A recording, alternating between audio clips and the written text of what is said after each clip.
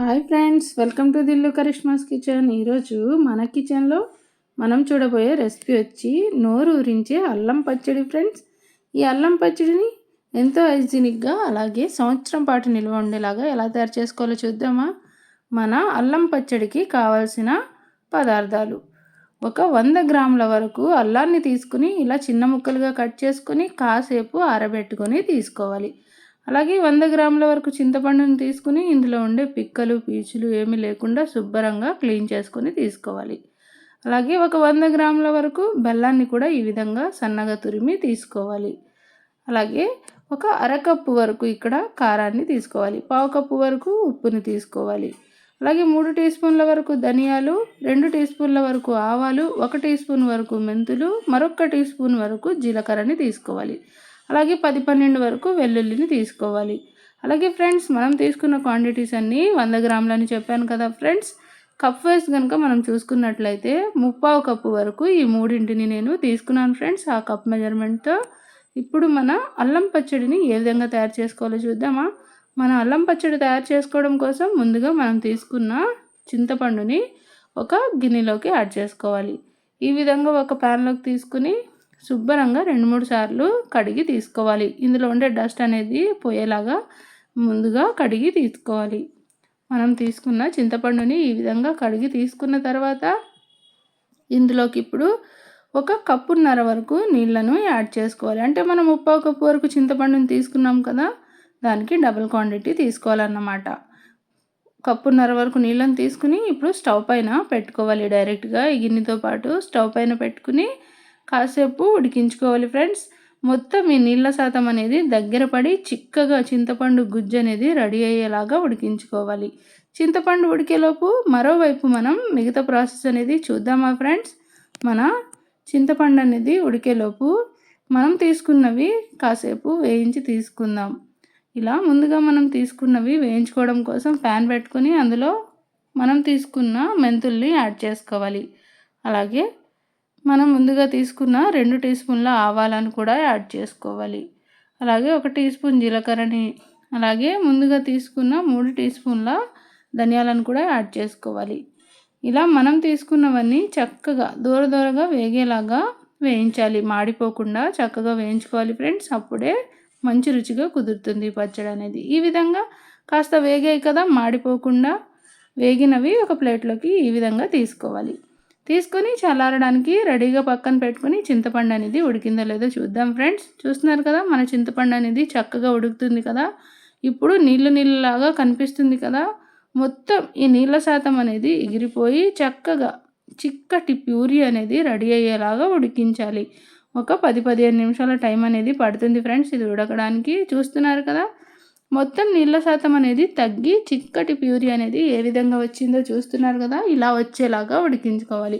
ఇలా ఉడికించుకున్న దాన్ని చల్లారడానికి రెడీగా పక్కన పెడదాం. ఇప్పుడు మన అల్లాన్ని వేయించుకోవడం కోసం ఒక కడాయిని స్టవ్ పైన పెట్టుకుని ఒక 2 లేదా 3 టీ స్పూన్ల వరకు ఆయిల్ని యాడ్ చేసుకుని మనం ముందుగా కట్ చేసి పెట్టుకున్న అల్లాన్ని వేసి దూరగా అంటే బాగా ఇందులో ఉండే పచ్చిదనం పోయేలాగా రెడ్గా వేయించుకోవాలి, అంటే ఎర్రగా వేయించుకోవాలి.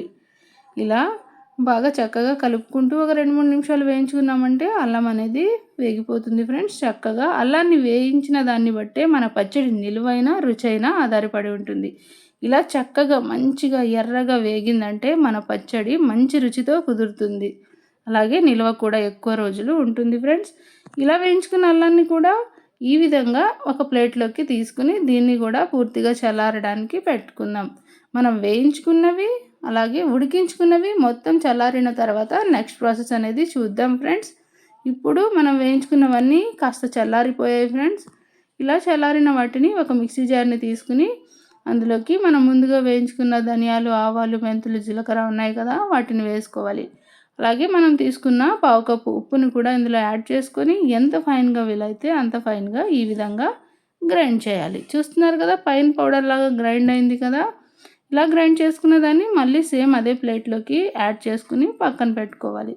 చూస్తున్నారు కదా, ఈ విధంగా ప్లేట్లోకి తీసుకుని పక్కన పెట్టుకుని నెక్స్ట్ మళ్ళీ సేమ్ అదే మిక్సీ జార్ని తీసుకుని మనం ముందుగా తీసుకున్న అల్లాన్ని ఇందులోకి యాడ్ చేసుకోవాలి.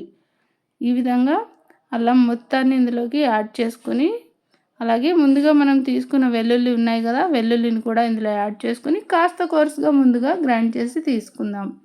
ఈ విధంగా కాస్త కోర్సుగా గ్రైండ్ చేసి తీసుకున్న తర్వాత మనం ముందుగా తీసుకున్న బెల్లం ఉంది కదా, బెల్లాన్ని ఇందులో యాడ్ చేసుకోవాలి. చూస్తున్నారు కదా, 1/4 కప్పు బెల్లాన్ని ఇందులో యాడ్ చేసుకోవాలి. ఈ విధంగా బెల్లాన్ని కూడా యాడ్ చేసుకుని వీలైనంత ఫైన్గా ఈ విధంగా మధ్యలో ఆపుకుంటూ కలుపుకుంటూ గ్రైండ్ చేసుకుంటే ఈ స్ట్రక్చర్ అనేది వస్తుంది ఫ్రెండ్స్. చూస్తున్నారు కదా, దీన్ని కూడా ఒక చిన్న బౌల్లోకి యాడ్ చేసుకుని రెడీగా పక్కన పెట్టుకుందాం. ఈ విధంగా అల్లం పేస్ట్ మొత్తాన్ని రెడీగా దీంట్లోకి యాడ్ చేసుకుని రెడీగా పక్కన పెట్టుకుని సేమ్ మళ్ళీ అదే మిక్సీ జార్ని తీసుకుని మనం ఉడికించుకున్న చింతపండు గుజ్జు కూడా పూర్తిగా చల్లారిపోయింది ఫ్రెండ్స్. ఈ విధంగా తీసుకుని దీన్ని కూడా వీలైనంత ఫైన్గా గ్రైండ్ చేయాలి. దీంట్లో ఉండేవి ఏమీ లేకుండా చాలా మెత్తటి ప్యూరీ మనకు అనేది రెడీ అవ్వాలి. అలా గ్రైండ్ చేసుకోవాలి కలుపుకుంటూ. చూస్తున్నారు కదా ఎంత మెత్తటి ఫైన్ ప్యూరీ అనేది రెడీ అయిందో.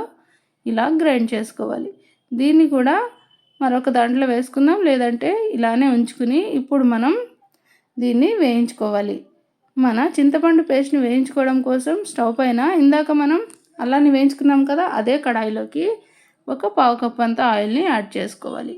ఈ విధంగా ఆయిల్ని యాడ్ చేసుకుని ఆయిల్ కాస్త ఇటెక్కనిద్దాం. మొత్తానికి మనకి 1 కప్పు ఆయిల్ అనేది పడుతుంది ఫ్రెండ్స్. ఈ పచ్చడిలో వెయిట్ వేసి చెప్పాలంటే 250 గ్రామ్స్ వరకు ఆయిల్ అనేది మనకి పడుతుంది. 250 ml అన్నమాట.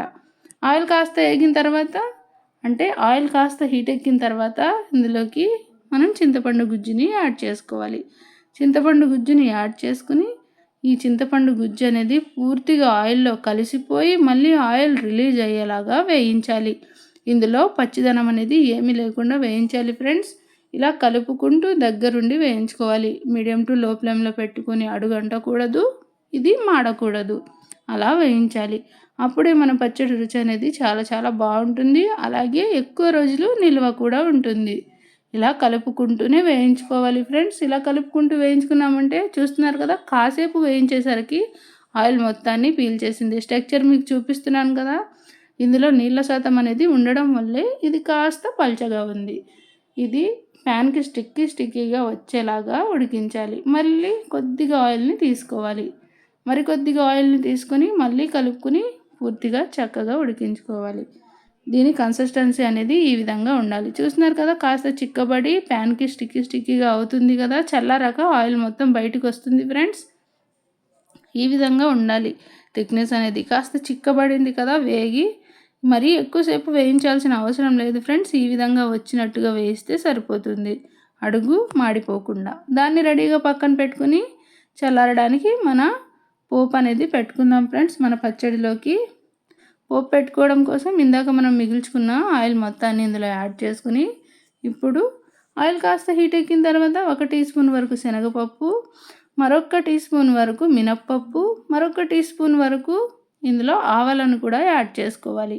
3 టీ స్పూన్ల వరకు తీసుకుని ఇవి కాస్త వేగిన తర్వాత మిగతావన్నీ యాడ్ చేసుకుందాం. ఈ విధంగా కలుపుకుంటూ కాసేపు మన పోపు అనేది కాస్త ఎర్రగా వేగిన తర్వాత, అంటే ఎర్రగా వేగిన తర్వాత మనం ఇందులోకి ఒక 3 వరకు ఎండుమిర్చి, కాస్త కరివేపాకు, కొన్ని వెల్లుల్లి రెబ్బల్ని వేసి కాస్త వేయించాలి. పోపు అనేది, వెల్లుల్లి అనేది కాస్త వేగి కరివేపాకు క్రిస్పీగా అయ్యేలాగా వేయించాలి. కరివేపాకులో తడిదనం అనేది ఏమీ లేకుండా చక్కగా వేగేలాగా వేయించుకోవాలి ఫ్రెండ్స్. అప్పుడే చాలా బాగుంటుంది పచ్చడి అనేది.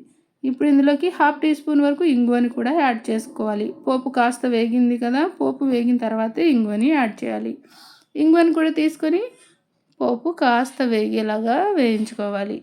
ఈ విధంగా పోపు మొత్తం బాగా వేగింది కదా, వేగిన దాన్ని స్టవ్ ఆఫ్ చేసుకొని చల్లారడానికి పెట్టుకుని నెక్స్ట్ ప్రాసెస్ అనేది చూద్దాం. మనం తీసుకున్నవన్నీ పూర్తిగా చల్లారిపోయాయి ఫ్రెండ్స్.